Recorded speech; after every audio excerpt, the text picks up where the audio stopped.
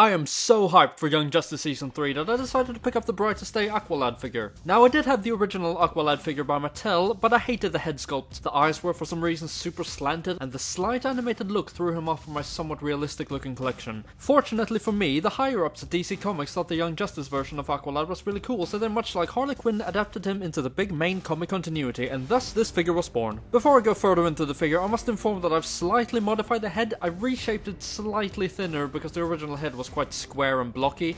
I also repainted the lips and the eyes to give him his Young Justice blue eyes. Finally, the eyebrows are repainted as well. Anyway, Kaldur here, being a somewhat old DC Direct figure, sports quite limited articulation.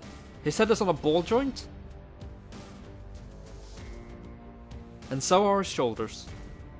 He's got a bicep swivel, single jointed elbows, and swivel hands, so upper body is quite alright.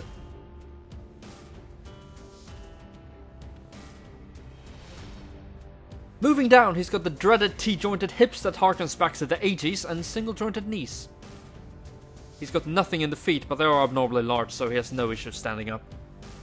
Finally, he measures in at 17 centimeters, which translates to about 6 3/4 inches.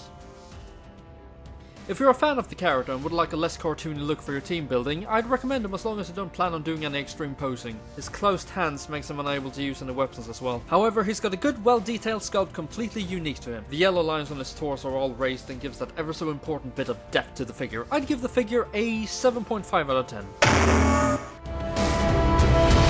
I take it our ruse was successful.